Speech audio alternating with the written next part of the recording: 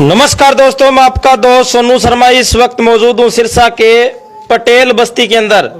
साथियों, मेरे आने का कारण यह है क्योंकि इस घर में आधी रात को बहुत ही भयंकर आग लग जाती है और आग लगने के कारण आप देख सकते हैं पूरा सामान है, घर का सामान है, वो जलकर राख हो जाता है।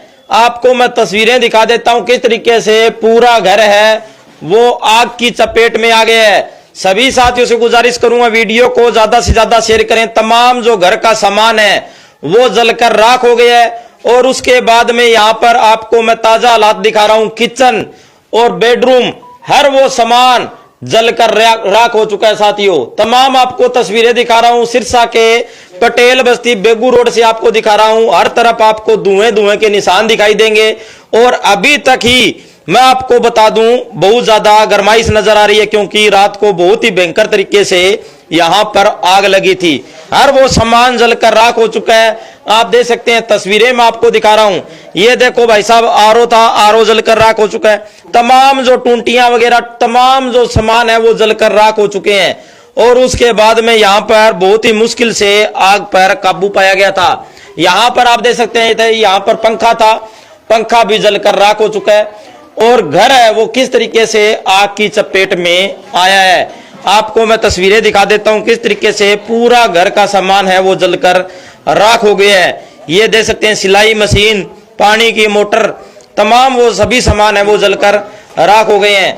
आपको तस्वीरें दिखा देता हूं यहां पर किस तरीके से आग ने अपना तांडव दिखाया था, असली रंग रूप दिखाया था और उसके बाद में आप देख सकते हैं घर का पूरा सामान है वो जलकर राख हो चुका है। ये देख सकते हैं किस तरीके से फ्रीज, कूलर, हर वो सामान, वॉशिंग मशीन, हर वो सामान है और स्कूटर और मोटरसाइकिल, यहाँ पर तमाम वो सामान है वो जलकर राख हो चुके हैं। तो भाई साहब से जानते हैं कि आग कैसे लगी। नमस्कार भाई साहब, आग कैसे लगी? आग तो ये रात को हम सोए पड़े थे और जब दम घुटने लगा तो हमने देखा बाहर आके तो भी आग लगी हुई है घर में। फिर बच्चों को और सब बाहर निकल गए और दोबारा जब अंदर बढ़ने की कोशिश करी तो आग पूरी फैल चुकी थी। तो उस वजह से अंदर नहीं बढ़ पाई, गेट मेन गेट नहीं खुला। तो इस वजह से ये स्कूटियाँ अगर खुल जाता मेन गेट तो शायद कोई सामान बच जाता, बाकी सारा सामान जल गया है इसमें। एक बात बताओ भाई साहब, जैसे आग लगी उसके बाद में आपने फायर ब्रिगेड को सूचना दे दी थी? हाँ जी, फायर ब्रिगेड आई है मौके पे। उस टाइम तक मेरे मोहल्ले वालों ने सभी ने मिलके आग पे काबू को पा लिया था। उसके बाद कितना नुकसान हुआ है भाई साहब? नुकसान लमसम 3 लाख रुपए के करीब हुआ है मेरा नुकसान। सारा सामान जलकर राख? सारा सामान, कुछ नहीं बचा इसमें। हाँ जी भाई साहब, क्या देखा? ये देखा, ये भाई ये अपने परिवार में सोए थे, पिछले कमरे सोए हुए थे। तो जैसे ही शॉर्ट सर्किट हुआ, आग लगी है, इनको पता चला तो इनका दम घुटने, धुआं की वजह से इनका दम घुटने लगा। तो ये पहले इन्होंने अपने बच्चों की जान, अपनी और अपने बच्चों की जान बचाई। पैड़ियों से छत पे चढ़ के दूसरी छत पे कूद के पड़ोसियों की छत से उतरे हैं क्योंकि आग इतनी भयानक थी, ना तो गेट खोल सकते थे ना ही कोई अंदर जा सकता था। इतनी भयानक आग, इतनी भयानक आग। फिर मोहल्ले वालों ने, पूरे मोहल्ले वालों ने इकट्ठा होके बाल्टियां, घर से बाल्टियां उठा के पानी की उससे आग बुझाई है। फिर 112 पे कॉल किया है, वो 112 वाले आए, उन्होंने फायर ब्रिगेड को कॉल किया है।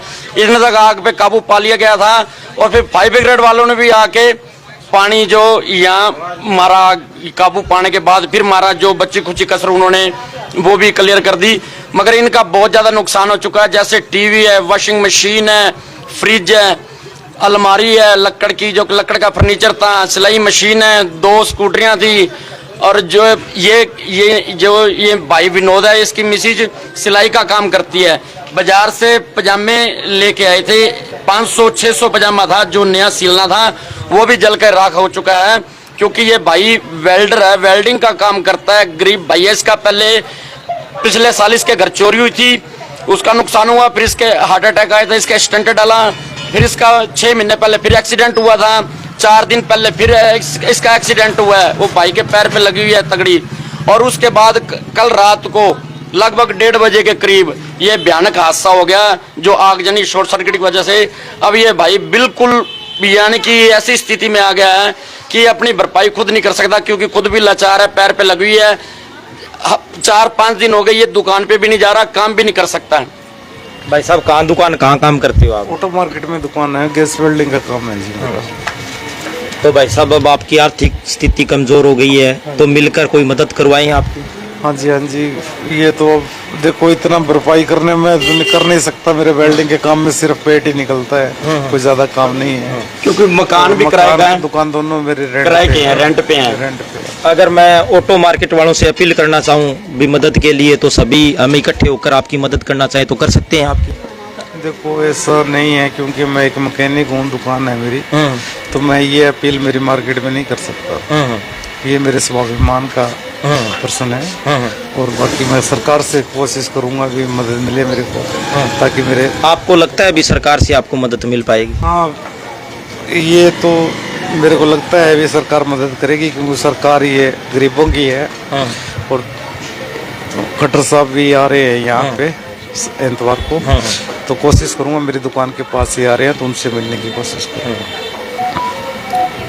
साथियों मैं आपको बता देना चाहता हूँ, ये मिस्त्री साहब हैं, ये स्वाभिमानी आदमी है और कह रहे हैं कि मुझे जो मेरा नुकसान हुआ है वो सरकार से ही पूरा करना है, क्योंकि जो ये नुकसान हुआ है ये अचानक आग लगने के कारण हुआ है और सरकार की जो नीति है उसका लाभ मुझे मिलना चाहिए।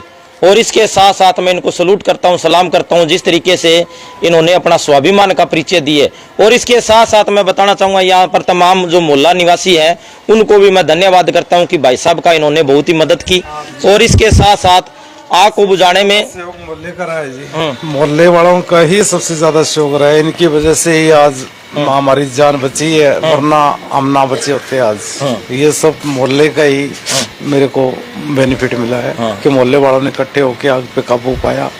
तो कुछ सामान बेड वगैरह है जो मेरा बच गया, नहीं तो जगह लगभग सारा सामान ही बिल्कुल बेघर सा हो गया हूँ मैं। वैसे भी ये मोहल्ला तैयार रहता है सुख दुख में हर एक। जी हाँ जी, बहुत। मैं 5-6 साल से यही रह रहा हूँ और मेरा अच्छा भाईचारे से कोई दिक्कत नहीं है। हमने मोहल्ले वालों ने सबसे पहले बिजली बोर्ड में फोन किया, बिजली कर्मचारी आए, बिजली की लाइनें कटाई, ताकि यानी कि पानी जब मारे अंदर करंट की वजह से कोई और जान माल नुकसान ना हो। तो बिजली कर्मचारी भी अपने फोन सुनते ही वो तुरंत आ गए और फिर उन्होंने लाइट काटी। फिर मोहल्ले वालों ने पूरी अपनी जी जान लगा दिया, ये नहीं देखा भी किसी कोई आग की चपेट में आ जाएगा या नहीं आएगा, किसी ने ये नहीं सोचा। सिर्फ सोचा तो ये सोचा कि ये भाई बचे, सबसे पहले ये और इसका परिवार सेफ हो, फिर आग पे काबू कैसे पाया जाए। वो आग पे काबू पाने के लिए हर घर से पानी की बाल्टियां भर भर के 1 घंटे की मशक्कत से आग पे काबू पाया गया। भाई साहब हमारी टीम की कोई भी मदद की जरूरत हो आप हमें याद कर लेना, हम तन मन धन से आपके साथ हैं।